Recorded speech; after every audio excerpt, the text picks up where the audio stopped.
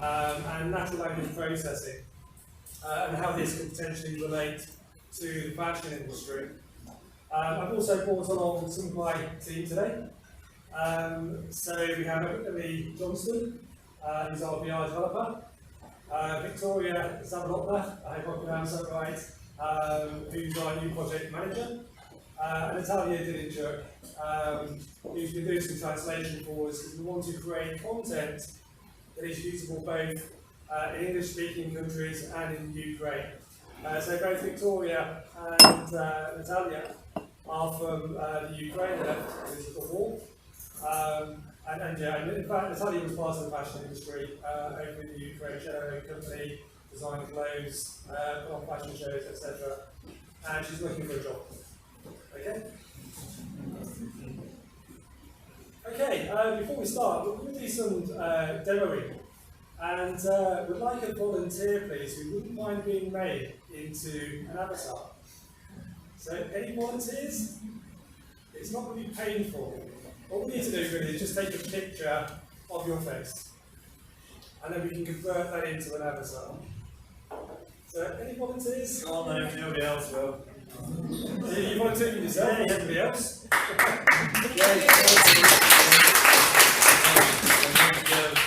I should have mentioned, we all need to get naked for this. I'm comfortable with that. So what we're going to do, we're going to convert you into an avatar.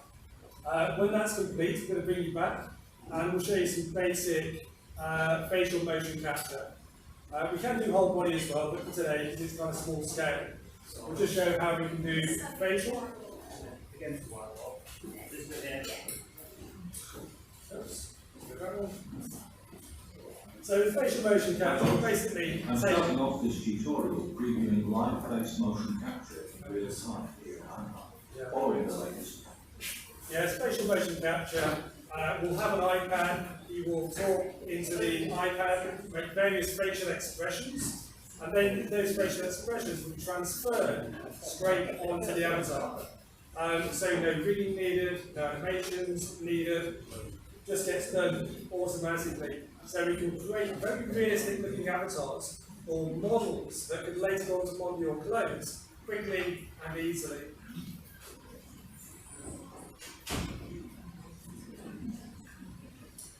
Okay, what is virtual reality? Simple definition is that it's computer-generated simulation of a 3D image or environment that can be interacted with in a seemingly real or physical way. In other words, what you can do in real life, you should be able to do in virtual reality. So you can create a training room for your students, and they can practice their various techniques when they're doing their fashion things.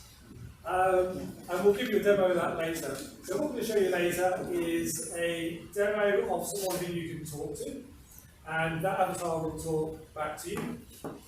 I've also brought in a headset where you can do Rich's plank experience. I don't know if anyone's ever tried that before, but basically you go into a lift, you'll go up 500 feet, the lift doors will open, and there'll be a plank.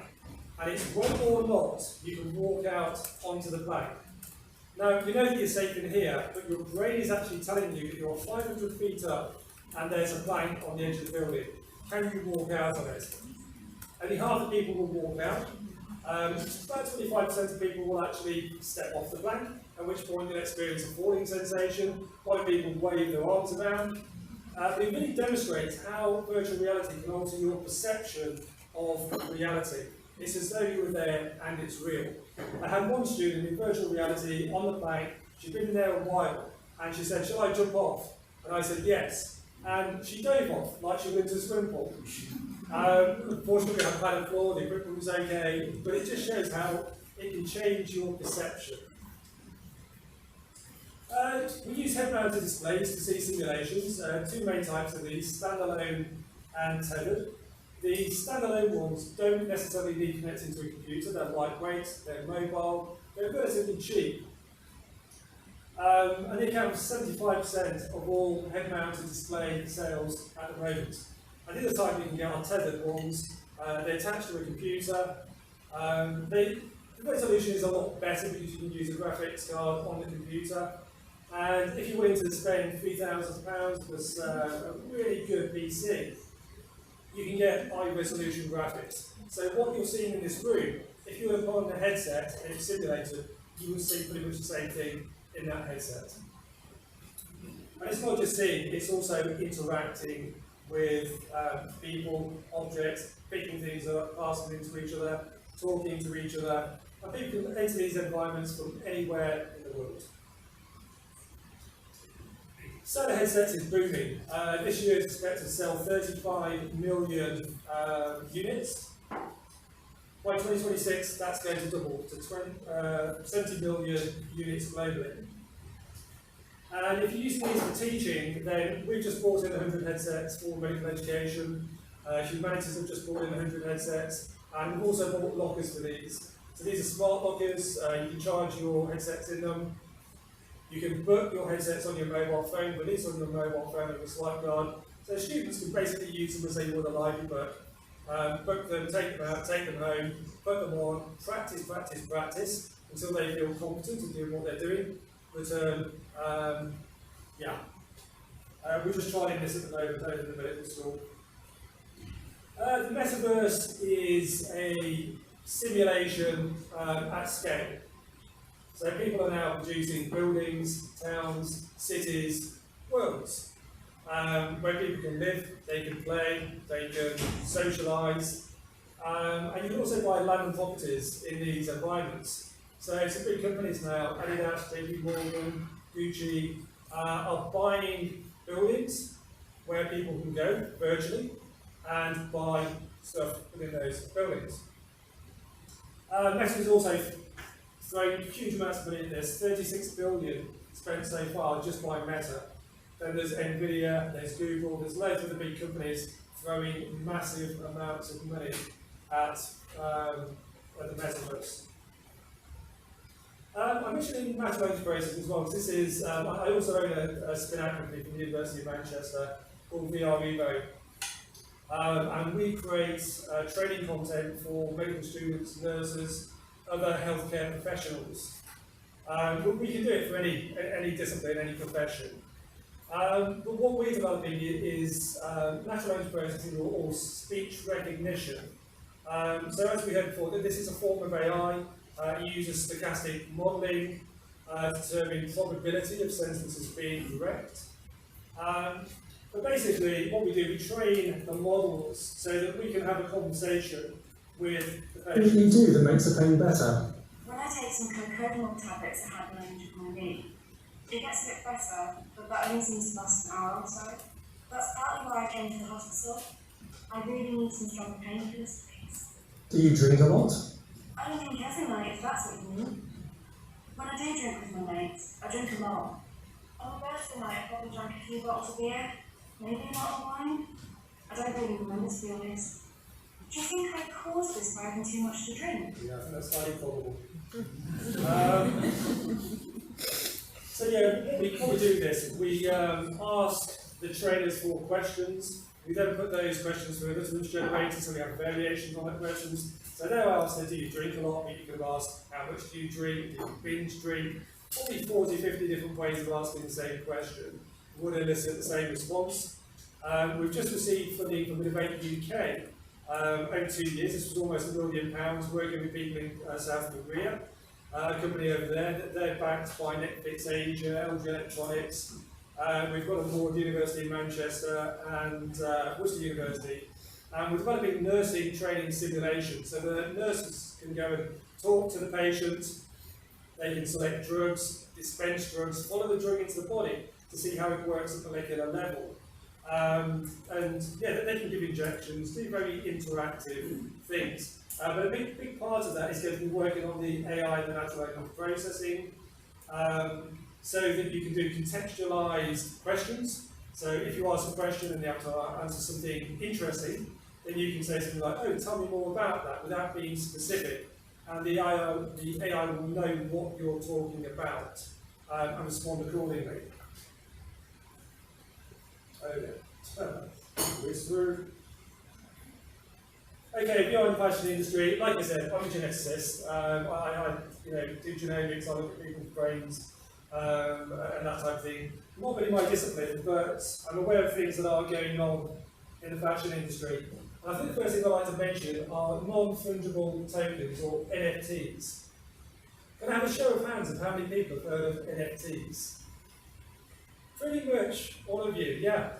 So up until last year, this is fairly recent, 2021, NFTs were marketed, or had a market value of $17.6 billion. It was a growth of 21,000% on the previous year. And it's estimated that it's going to have a value of 42 billion by 2026. You probably already know this, but fashion companies are making simulated 3D objects and selling them via blockchain. One example is Nike created 600 of these virtual trainers designed by a up-and-coming designer called Ferocious, and they sold them for over $5,000 a pair, making 3.1 million in 7 minutes. There was no manufacturing costs, there was no transport costs, no sales costs. They just created 3D objects, sold them online, 3.1 million, 7 minutes. Some companies are also making digital twins, so they'll make the NFT and then they'll make the physical copy with that, selling both. Recent sale by Dolce & Gabbana, excuse me if I pronounce these companies incorrectly, I shop at absolutely safest my place. But yeah, they sold that collection for 5.7 million, with the investors and other people buying these things claiming that the investment was in the NFT, not the actual physical copy. We create training environments where students can do things. They can form techniques in the laboratory, surgeons do various surgery techniques. We could also do this potentially for the fashion industry, which would potentially cut down on the amount of textiles they use. Now, I couldn't find any publications relating to the fashion industry, but I did find stuff on surgery. And it has been shown that trainee surgeons who are trained in VR perform 20% faster and 38% more accurately compared to trainee surgeons who practice using traditional methods. So they train, they practice, they do it until they feel competent, and then they're let loose on the real thing. And I'm sure that it would be identical for the fashion industry. So once you've designed your outfit, you can also create models. And we create realistic, human, natural looking models to show clothes. You can just clip your clothes on. Now potentially you can put these into an environment, you can show them to a client, and then not only do they see the clothes, but then they could talk to that model. They could ask questions such as, tell me about the design, about the designer, what fabrics did you use?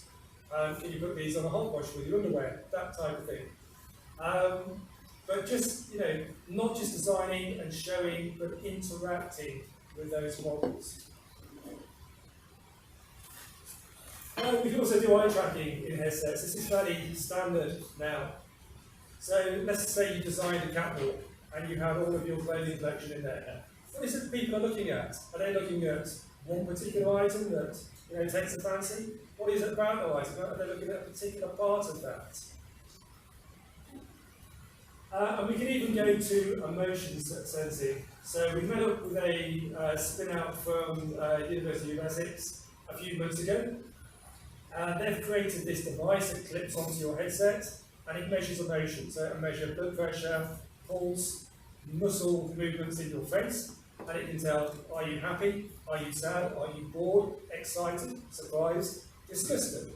So potentially you can create your garments, put someone in there, and not only see what they're looking at, but what are they actually feeling about. They may tell you, oh, I really like this, but then they'll go and tell the friends that actually, no, it was awful. But if you can measure physiological responses to those garments, is that going to help sell them? And then of course you can create your own 3D environment. So you can have stream using 360 cameras. We have 8K 360 cameras that we use for streaming surgery. So we've streamed kidney transplantations, interperitoneal catheter insertions, and that's relatively easy to do. You know, as long as you've got a headset and passwords into this, you can be anywhere in the world to watch fashion shows or live surgery. And then you can also create your own environments as well to do your own fashion shows. So I'm going to stop there. Emily, are you ready for the demo? I don't think we'll have a lot of time today to actually show you some of the headsets. We'll be able to do it on breakout sessions. If anyone would like to come and try VR, we have a lab set up in the medical school. It's got a padded floor. We've got quite a few headsets. And we can spend more time with you just showing you exactly what we can do with that tech. Oh, yeah.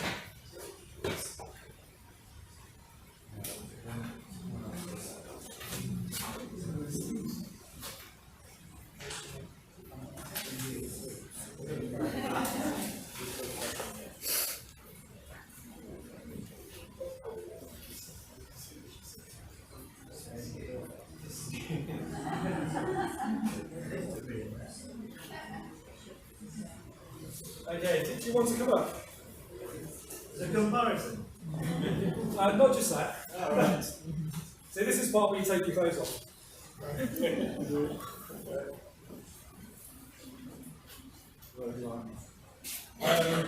Just standing in front of you. And what we're going to do is, I don't know if people can see this. Yeah.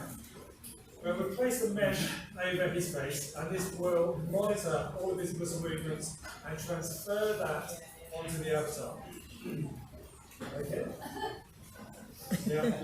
So you can't see what we can see. So if you want to raise your eyebrows, just stick your tongue out, and maybe it's not your tongue, but yeah.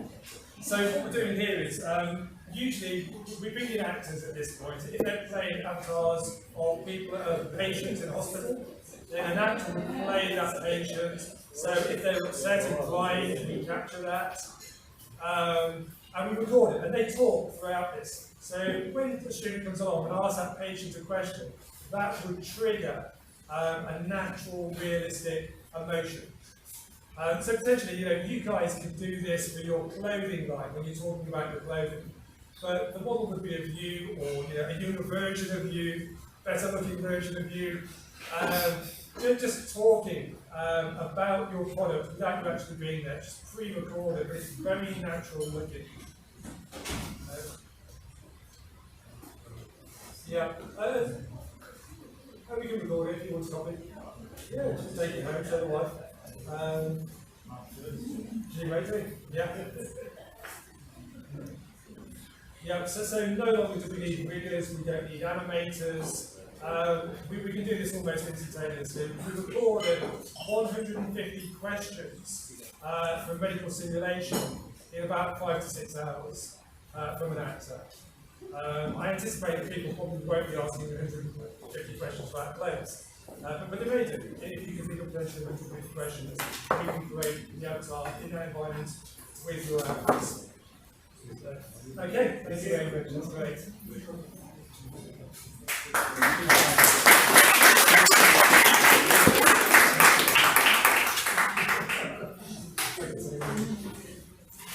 Okay, like I said, we have brought some headsets in, so if you do want to try and do the breakouts, then you can do that. Okay, thank you. Okay.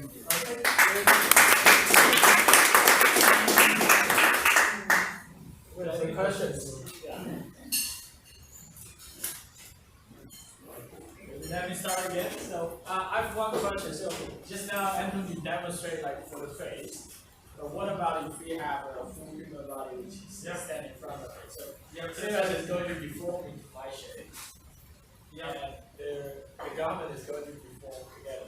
Yes, so we can put sensors on your body that will map your movements precisely. So not just facial expressions, but body movements as well.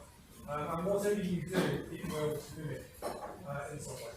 So that's very easy to do. Okay. How does that actually face-to-face lectures? Yeah, tension. Any other questions? So if no further questions, now we are pretty much moving to the breakout section. And I would like to invite each of our speakers to form a group. So I suppose that this is also giving a nature kind of a grouping. Like Anthony's group is talking about AR and VR, and Suzanne's group is talking about robotics and sustainability, and Simon's group is talking about the body fit and the fitting technology, and also Rachel's